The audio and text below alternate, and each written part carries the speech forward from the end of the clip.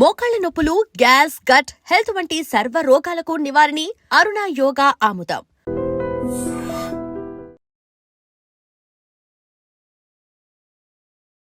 Welcome to iDream media.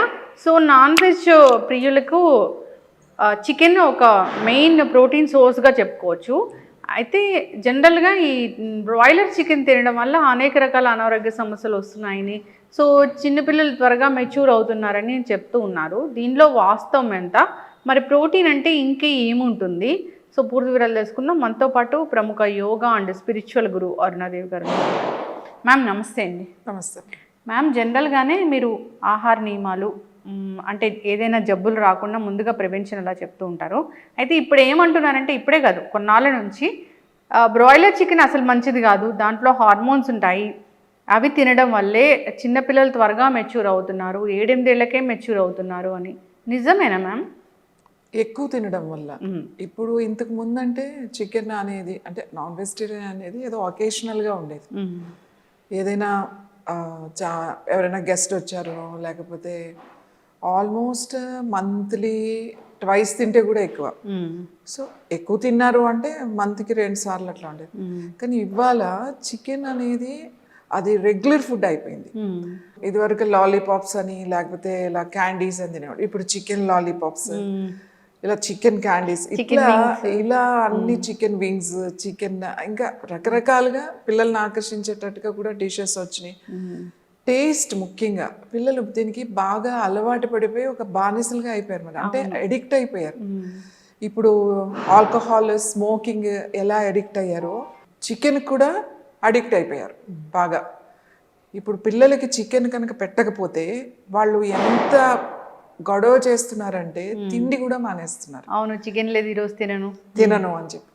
ఎందుకని ఇంత అలవాటు పడిపోయారు అని అంటే, ఆ టేస్ట్కి చికెన్ అంటే మళ్ళీ leg pieces, chicken lollipops leg పీసెస్లో అది మంచి కండ కావాలి, దానికి మజిల్ కావాలి.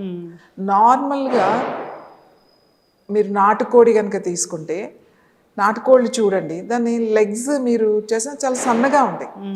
ఇంతంత ఇలా చికెన్ పీసెస్ మీకు ఆ పోస్టర్లో ఆ యాడ్స్లో చూపించే అంత ఇంతంత చికెన్స్ ఉండవు, ఆ లెగ్ పీసెస్ కానీ పీసెస్ కానీ. కానీ ఇక్కడ ఈ పౌల్ట్రీలో పెంచే పౌల్ట్రీ ఫామ్లో నుంచి వచ్చే చికెన్స్కి ఆ లెగ్స్ మీకు అంత ఫ్యాట్ రావాలి అంటే మజిల్ రావాలి అని చెప్పి ఇంజెక్షన్స్ ఇస్తారు వాటికి. అంటే అవి గ్రో అవ్వడానికి పూర్తిగా అది ఆ కోడి స్ట్రెస్లో పెరుగుతుంది.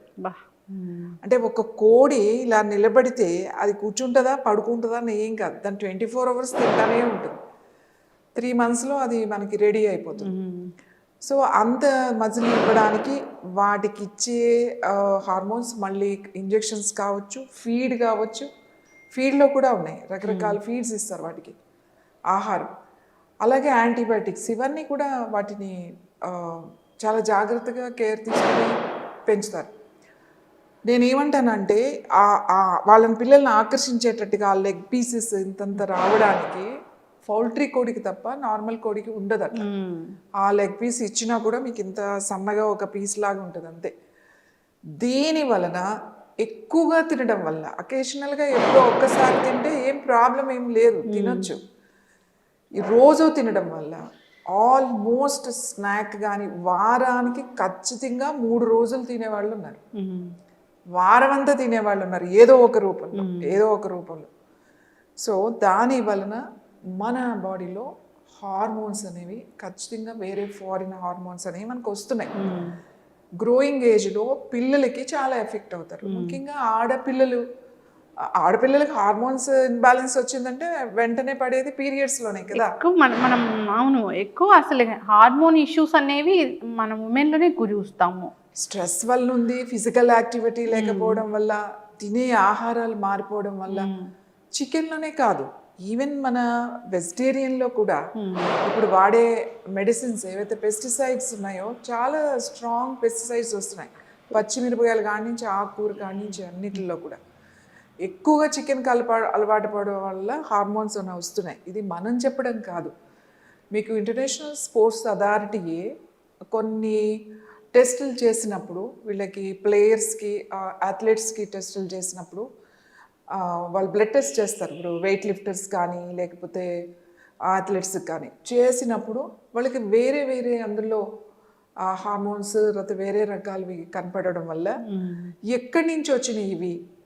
సో కొంతమందికి మిల్క్లో నుంచి వచ్చినాయి, ఎందుకంటే మిల్క్ కూడా ఇట్స్ చాలా డేంజర్. ఇప్పుడు మిల్క్, ఇప్పుడు మన ప్యాకెట్ మిల్క్ ఎక్కడి నుంచి వస్తుందో తెలియదు, ఏం కలుపుతున్నారో తెలియదు. సో ఈ పాల నుంచి, తర్వాత ముఖ్యంగా ఈ పౌల్ట్రీ చికెన్ తినే వాళ్ళ నుంచి వచ్చే అవకాశం కాదు, వాటి వల్లనే ఈ హార్మోన్స్ ఇక్కడ కనబడుతున్నాయి అని చెప్పి అథారిటీ ఇది రీసెర్చ్లో కూడా మనకి ఇది జరిగింది.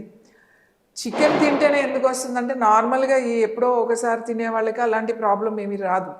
ఎవరైతే రెగ్యులర్గా తింటున్నారో వాళ్ళకి మాత్రం, ముఖ్యంగా చిన్నపిల్లలకి, ముఖ్యంగా ఆడపిల్లలకి తొందరగా తెలుస్తుంది, ఎందుకంటే ఇమీడియట్గా మనకి గైనిక్ సిస్టమ్ మీద పడుతుంది కాబట్టి ఖచ్చితంగా దాని ప్రభావం ఉంటుంది. అది ఒక్కటే ప్రభావం కాదు, కదలకుండా కూర్చోవడం కూడా ఒక ఇష్యూ. ఫిజికల్ యాక్టివిటీ లేకపోవడం వల్ల, మెంటల్ యాక్టివిటీ ఎక్కువ అవడం వల్ల, దీని వలన కూడా ఇలాంటి చేంజెస్ ఇప్పుడు ఎక్కువ శాతం మనం చూస్తున్నాం. ఇప్పుడు దీన్ని యోగా ద్వారా ఎట్లా మనము అంటే సరైన టైంకి మెచ్యూర్ అయ్యేలాగా మనము దాన్ని పోస్ట్పోన్ చేయలేమా, అలా కరెక్ట్ చేయలేమా? కరెక్ట్ చేయొచ్చు, 100% చేయొచ్చు. వాళ్ళు రెగ్యులర్గా కొన్ని ఆసనాస్, ఇప్పుడు అందరూ చేయగలిగే ఆసనాస్, సింపుల్ స్ట్రెచింగ్ ఆసనాస్ ఏంటి అంటే సూర్య నమస్కారం. కనీసం మేము అంత చేయలేము, ఆసనాలు చేయలేము అని అనుకుంటే సూర్య నమస్కారాలు చాలా హెల్ప్ అవుతాయి. అవే కాకుండా ఆల్రెడీ ప్రాబ్లమ్స్ ఉన్నాయి, హార్మోనల్ ఇన్బ్యాలెన్స్ ఉంది అని అంటే వాళ్ళకి పర్టికులర్గా కొన్ని ఆసనాస్ ఉన్నాయి. అంటే పెల్విక్ ఓపెన్ అయ్యే ఆసనాస్, సో కంప్లీట్గా స్ట్రెచ్చింగ్ అంటే రివర్స్ పొజిషన్, విపరీత కరిణి అని ముద్రాస్ కూడా ఉన్నాయి. విపరీత కరిణి ఉంది, సర్వాంగాసనం ఉంది, all trikonasanas and standing balancing asanas ఉన్నాయి. ఈ ఆసనాస్ అన్నీ కూడా ఉన్నాయి. దీనికి మనం ఒకటి డిజైన్ చేసాం.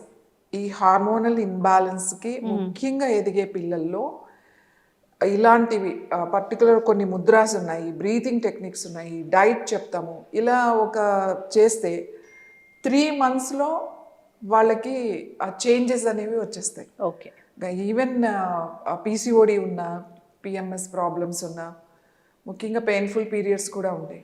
సో ఇవన్నీ కూడా కంట్రోల్లోకి వస్తాయి. ఓకే, చక్కగా చెప్పారు మ్యామ్. మీరు అన్నట్లుగా ఈ చికెన్ తినడమే కాదు, ఫాస్ట్ ఫుడ్ తింటారు, శారీరక వ్యాయామం ఉండదు, ఒబెసిటీ వల్ల, ఇలాంటి వాటి వల్ల హార్మోన్ ఇంబ్యాలెన్స్ అనేది రావడము, దానివల్ల త్వరగా మెచ్యూర్ అవ్వడం ఇలా జరుగుతుంది. సో యోగా అండ్ రకరకాల థెరపీస్ ఉన్నాయి ఇక్కడ.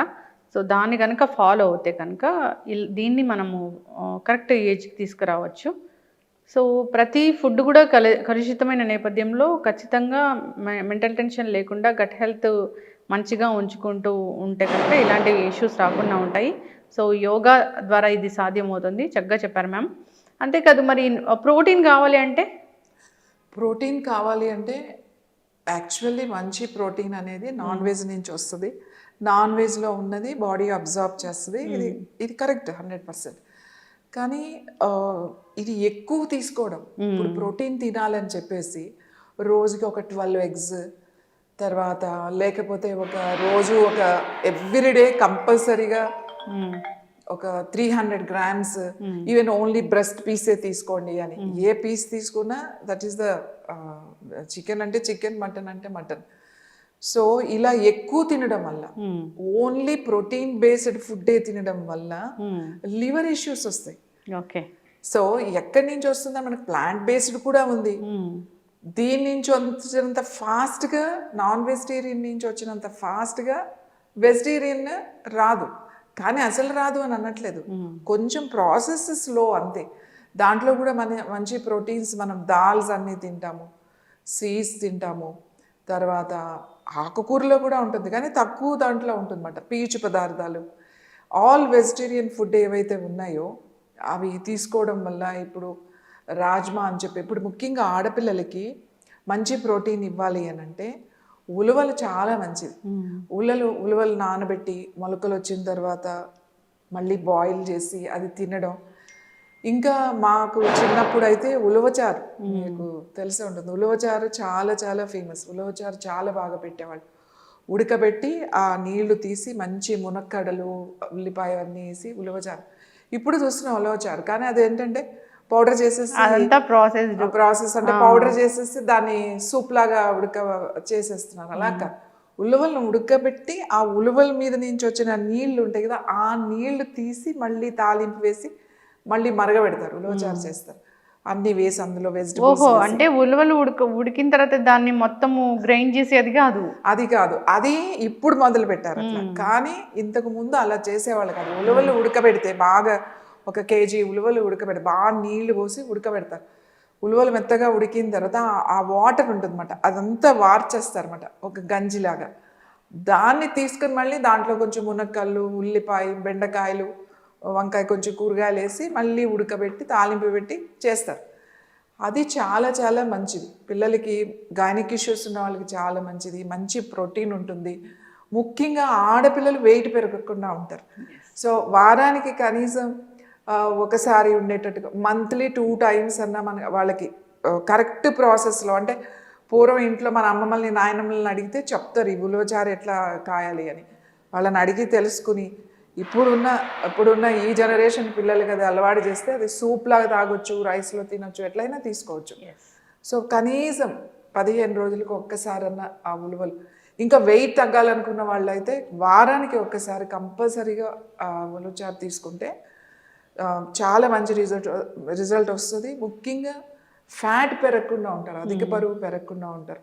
అంతేగాని ప్రోటీన్ మంచిది కదా అని చెప్పేసి విపరీతంగా ప్రోటీన్ నాన్ వెజ్లో ఎక్కువ ఉందని చెప్పి ఎక్కువ నాన్ వెజ్ తింటే ఫస్ట్లో మనకు తెలియదు, కానీ లాంగ్ పీరియడ్లో, అంటే అది మీకు సంవత్సరానికి కూడా తెలియకపోవచ్చు ఒక్కొక్కసారి, కానీ 2nd year, 3rd year, 4th year వచ్చేసరికి లివర్ ఇష్యూస్ వస్తాయి. ఎప్పుడో మనం చేసాం, దానికి దీనికి సంబంధం ఏంటి అని అనుకుంటారు, కానీ కిడ్నీస్, లివరు ఓవర్లోడ్ అనేవి అవి భరించలేవు. ఏది అతిగా చేసినా మంచిది అని అతిగా తిన్నా కూడా అవి తట్టుకోలేక ప్రాబ్లమ్స్ అనేవి స్టార్ట్ అయిపోతాయి. సో ఏదైనా కూడా లిమిట్గా ఉండాలి, సీజనల్గా ఉండాలి, ఒక టైం మెయింటైన్ చేయాలి. మనకి కాలం అనేది ఉంటుంది, ఇట్స్ వెరీ ఇంపార్టెంట్. మనం ఎప్పుడు టైంతోనే ఉండాలి, అంటే కాలంతో పాటు కలిసి నడవాలి అని చెప్తామన్నమాట. అప్పుడే కాలం మనకు కలిసి వస్తుంది. కాబట్టి ఇది కనుక మనం గుర్తుపెట్టుకుని అన్ని విషయాల్లో, ఇది తినే ఆహారం కానీ, పని కానీ, మన అలవాట్లు, ఆలోచనలు అన్నీ కూడా, సో మనం జాగ్రత్తగా ఆలోచించి ఇలాంటివి తీసుకుంటే ఇలాంటి ఇష్యూస్ రాకుండా ఉంటాయి. ఏది కూడా అతి మంచిది కాదు, లిమిట్గా ఉంటే అది ఎప్పుడు కూడా మనకి మంచిదే చేస్తుంది. చక్కగా చెప్పారు మ్యామ్. ఉలవలు జనరల్గానే ఉలవచారు ఇది చాలా ఫేమస్ ఫుడ్, చాలా హెల్దీ ఫుడ్, బలమైనది అని చెప్తారు. ఎందుకంటే అది హార్సెస్కి ఫుడ్గా ఇస్తారు కాబట్టి. సో దానిలో చాలా పోషకాలు ఉన్నాయి. సో అందరూ తీసుకోవాలని కోరుకుందాం ఉలవచారు. కానీ కరెక్ట్ పద్ధతి ఏంటి అంటే, ఎప్పుడైతే ప్రాచీన కాలంలో ఎలాంటి పద్ధతి అనుసరించారో అదే కరెక్ట్, ఆ విధంగా ఫాలో అవ్వాలని కోరుకుందాం. హార్మోన్ ఇష్యూస్, ఒబిసిటీ ఇలాంటి సమస్యలు రాకుండా ఉంటాయి. ఇక ప్రోటీన్ సోర్స్ కోసం చూస్తున్నారంటే దీన్ని ఎంచుకోవచ్చు. వెజ్లో చాలా ప్రోటీన్ సోర్స్ ఉందని చెప్పారు. ఇక బ్రాయిలర్ చికెన్ అవాయిడ్ చేయాలి మ్యాక్సిమం, అంటే ఎక్కువగా తీసుకోకుండా. చాలా చక్కటి ఇన్ఫర్మేషన్ మ్యామ్, ధన్యవాదాలు. Sir, one life lesson what medicine has taught you. Whatever you can do without expecting.